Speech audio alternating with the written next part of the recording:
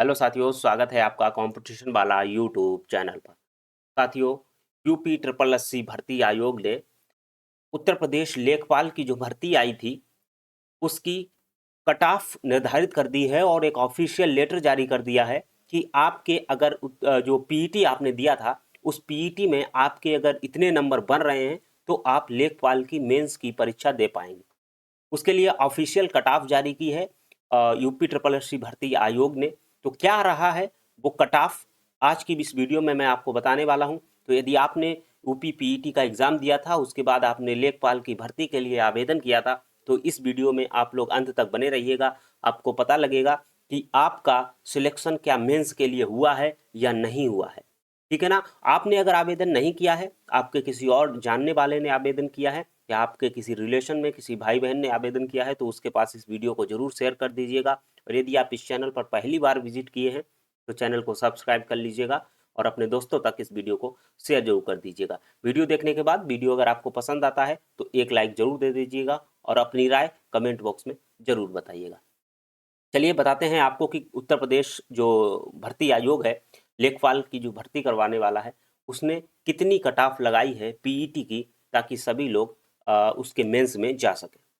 ठीक है ना। क्या मिनिमम नंबर पर भी इसका सिलेक्शन हुआ है, ये भी देखेंगे। क्योंकि जब इसकी भर्ती आई थी लेखपाल की, तो बहुत सारे यूट्यूब पर इस तरीके का शोर शराबा मचाया गया था कि सभी लोग आवेदन कर दीजिएगा, सभी को मौका मिलेगा, चुनाव है, इस तरीके के वगैरह वगैरह बातें बताई गई थी। हो सकता है उनका इनके पीछे का एक कारण रहा हो बैच बेचना, है ना। हो सकता है कोर्स बेचना भी इसके पीछे कारण रहा हो, लेकिन कुछ भी कारण हो, आज जब भर्ती आयोग ने पूरा कट ऑफ जारी कर दी है, कितनी है वो कट ऑफ, उसको देख रहे हैं हम लोग। तो इसमें एक सबसे बड़ा गेम देखने को ये मिल रहा है कि कैटेगरी के जो स्टूडेंट हैं, चाहे उसमें एससी हो या फिर आप ओबीसी हो या ईडब्ल्यूएस स्टूडेंट हो, तो इन तीन कैटेगरी के स्टूडेंट को बहुत बड़ा, मैं कह सकता हूँ, एक झटका लगा है। और ये झटका अब से नहीं, पिछली 2-3 भर्तियां जो पीईटी से हुई हैं, उनमें यही चीज़ देखने को मिली है। अब इसके पीछे का तर्क देखिए क्या हो सकता है, मेरे जहाँ तक समझ में आ रहा है, हो सकता है ये लोग ये कर रहे हो। पहले हम आपको कटा बता देते हैं, फिर उस तर्क को भी बताएंगे। अनारक्षित जो यूआर श्रेणी का कैंडिडेट है, उसकी कट ऑफ कितनी लगी है, तो आप यहाँ पे देख रहे हैं यूआर श्रेणी की जो कैंडिडेट है उसका 55.12 मार्क। आपने पीईटी में नॉर्मलाइजेशन के बाद आपके 55.12 मार्क अगर आपके बढ़ रहे हैं, तो आप लेखपाल की मेंस की परीक्षा देने के लिए जाएंगे। ठीक है ना। आपका मेंस में सिलेक्शन हो गया है, समझ लीजिएगा। आपके पास आपका पीईटी का स्कोर कार्ड होगा, उसमें आप देखिएगा नॉर्मलाइज्ड मार्क। ठीक है ना। एक तो रो मार्क होंगे, एक नॉर्मलाइज्ड मार्क होते हैं।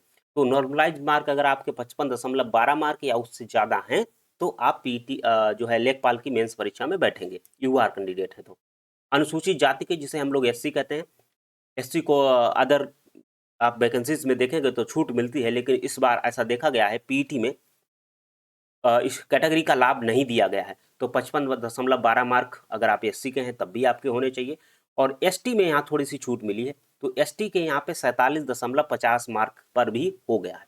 तो अगर आप एसटी कैंडिडेट हैं और 47.50 मार्क आपके पीईटी में नॉर्मलाइज्ड मार्क अगर इतने हैं, तो आप मेंस देने जाएंगे लेखपाल का, अगर आपने फॉर्म भरा है तो। ठीक है ना, याद रखना। अगर आपने फॉर्म नहीं भरा था तो फिर आप किसी तरीके से कंसीडर नहीं किए जाएंगे। अन्य पिछड़ा वर्ग, जिसे हम लोग ओबीसी कहते हैं, तो ओबीसी की भी 55.12 मार्क कट ऑफ लगी है। उसके बाद ईडब्ल्यूएस की बात करेंगे तो ईडब्ल्यूएस की कट ऑफ 55.12 मार्क लगी है। तो यहाँ पे एससी, ओबीसी और ईडब्ल्यूएस को इस तरीके का झटका देखने को मिला है, क्योंकि उसकी कट ऑफ जो है वो यूआर के बराबर कंसीडर कर ली गई है। अब हो सकता है भर्ती आयोग का ये कहना हो कि हम मेंस में कैटेगरी का लाभ देंगे।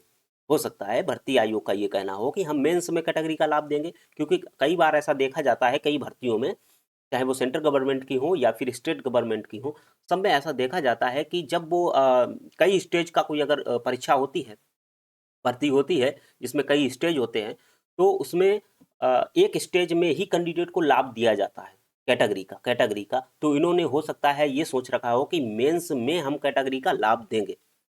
लेकिन यहाँ पे उन स्टूडेंट के साथ थोड़ा सा धोखा हो गया कि कैटेगरी के स्टूडेंट थे और सोच रहे थे कि हमारा तो थोड़ा 1-2 नंबर कम भी है तब भी हो जाएगा। और हो सकता है उनका 1-2 नंबर कम सेंटर दूर की वजह से या किसी तरीके का कोई उनको दिक्कत हो गई हो, इस वजह से 1-2 नंबर कम लाए हो, और मेंस में हो सकता है वो अच्छा करके नौकरी ले लेते।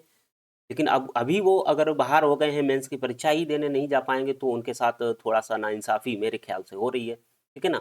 और वहीं एक चीज़ यहाँ पे ये भी निकल के आ रही है मेरे ख्याल से कि आप अगर ऐसा सोच रहे हैं तो एसटी को आपने क्यों रिजर्वेशन का लाभ दे दिया फिर, है ना। क्योंकि एससी एसटी ये तो एक ही उसमें आते हैं, कैटेगरी में आते हैं, तो फिर आपने एसटी को इसमें क्यों छूट दे दी है पहले ही चरण में, ये सोचने वाली बात है। तो ये भर्ती आयोग से मेरे ख्याल से पूछना चाहिए, सभी स्टूडेंट को, जो कैटेगरी के स्टूडेंट हैं उनको ये पूछना चाहिए कि क्या आप सोच रख रहे हैं इसके पीछे, क्या आप रिजर्वेशन को वाकई में खत्म कर रहे हैं। अगर आप रिजर्वेशन को बिल्कुल समाप्ति कर रहे हैं तो फिर कैटेगरी का तो कोई लाभ मतलब रहा नहीं है, फिर तो रिजर्वेशन बिल्कुल शून्य हो गया है। और अगर आप रिजर्वेशन का लाभ नहीं दे रहे हैं प्रथम चरण में, क्या मेंस में ऐसा लाभ देंगे या नहीं देंगे, ये भी स्पष्ट करना चाहिए। और अगर आपने ऐसा किया है तो फिर एसटी का इतना कम क्यों किया है। दोनों तरफ से थोड़ा सा है, समझ में नहीं आ पा रहा है कि आखिर ये आयोग करना क्या चाहता है, ठीक है ना। वो तो जब मेंस होगा, मेंस में जब कट ऑफ आएगी तो इसका क्लियर होगा, लेकिन उससे पहले भी मैं पूछने वाला हूँ भर्ती आयोग से, आरटीआई लगा करके मैं भी पूछ लूंगा कि आखिर आपने ऐसा क्यों किया है। हो सकता है उनके इसके पीछे कोई लॉजिक हो, तर्क हो, वो भी देख लेंगे। और इसके साथ आप देख रहे हैं कि और भी जो हॉरिजेंटल श्रेणी में जिन लोगों को रिजर्वेशन दिया जाता है, जैसे स्वतंत्रता सेनानी हैं, तो स्वतंत्रता सेनानियों को 38.63 मार्क अगर स्वतंत्रता सेनानी के हैं तो वो इसमें मेंस देने के लिए जाएंगे। उसके साथ साथ आप अगर दिव्यांग जन हैं तो आप अपनी यहाँ पे कैटेगरी देख लीजिएगा, आप किस प्रकार के दिव्यांग हैं, तो आपके दिव्यांग कैटेगरी के मार्क यहाँ पे दिए गए हैं। उसके बाद महिला के लिए वांछित संख्या में अभ्यर्थी संबंधित मूल श्रेणी में सम्मिलित हैं, तो महिलाओं के लिए कोई स्पेशल वैकेंसी थी नहीं, तो वो नॉर्मल वैकेंसी में जो है वो काउंट की जाएंगी। तो नॉर्मल वैकेंसी में अगर आप SC ST OBC EWS के कैंडिडेट हैं तो ऊपर वाली जो कट ऑफ थी, जो नॉर्मल कट ऑफ थी, उसमें महिला भी काउंट की जाएगी, ठीक है ना। उसके बाद सैन्य विजेता अगर हैं, भूतपूर्व सैनिक रहे हैं, तो आपका 0.24 सॉरी 1/4 नंबर से भी कम अगर आपका नंबर है तो भी आप मेंस देने जाएंगे, अगर आप भूतपूर्व सैनिक हैं तो, ठीक है ना। उत्कृष्ट खिलाड़ियों के लिए जो नेशनल लेवल के या स्टेट लेवल के प्लेयर्स होते हैं उनके लिए 1.01 मार्क, तो 1.01 मार्क कैंडिडेट के अगर हैं तो वो भी मेंस देने के लिए जाएंगे। तो ये थी कट ऑफ आपकी, जो उत्तर प्रदेश जो अधीनस्थ सेवा चयन आयोग ने, जिसे यूपी SSC कहते हैं, उसने लेखपाल की मेंस परीक्षा देने वाले स्टूडेंट के लिए कट ऑफ निर्धारित की है। और इसकी परीक्षा की तारीख भी बहुत जल्द घोषित हो जाएगी। मेरे ख्याल से 2 महीने लगेगा, 2 महीने के अंदर अंदर हो सकता है कि आपकी परीक्षा भी ले ली जाए, क्योंकि इलेक्शन आने वाला है, तो अब ये किसी प्रकार की डिले तो करने वाले हैं नहीं। फास्ट मोड में ये काम होगा। जिस तरीके से अभी फॉर्म भरवाए हुए मुझे लग रहा है 1 महीने हुआ होगा, और इतनी जल्दी कट ऑफ अगर निर्धारित कर दी है तो काफ़ी तेज़ी से काम हो रहा है। तो आप अपनी तैयारी बना करके रखिएगा। जिन लोगों ने भी इसमें फॉर्म भरा था लेखपाल की भर्ती में और उनका सिलेक्शन हो गया है, बधाई है, और आप अपनी तैयारी शुरू कर दीजिएगा, ठीक है ना। मिलते हैं फिर ऐसे ही किसी जानकारी के साथ, तब तक के लिए बने रहिए आप कॉम्पिटिशन वाला यूट्यूब चैनल पर, और एक वीडियो को लाइक ज़रूर कर दीजिएगा, ठीक है ना। और वीडियो के नीचे आप अपनी कमेंट बता सकते हैं कि सर आप मेरी इस चीज़ की तैयारी करवा दीजिएगा, या मुझे इस चीज़ की जानकारी चाहिए। अगर आपको किसी प्रकार की कोई जानकारी चाहिए तो आप कमेंट कर दीजिएगा। अगर आपको किसी चीज़ की तैयारी करनी है तो वो भी आप बता दीजिएगा, ठीक है ना। तो चलते हैं, मिलते हैं फिर ऐसे ही किसी वीडियो में, तब तक के लिए बने रहिए कॉम्पिटिशन वाला यूट्यूब चैनल पर। Thank you very much.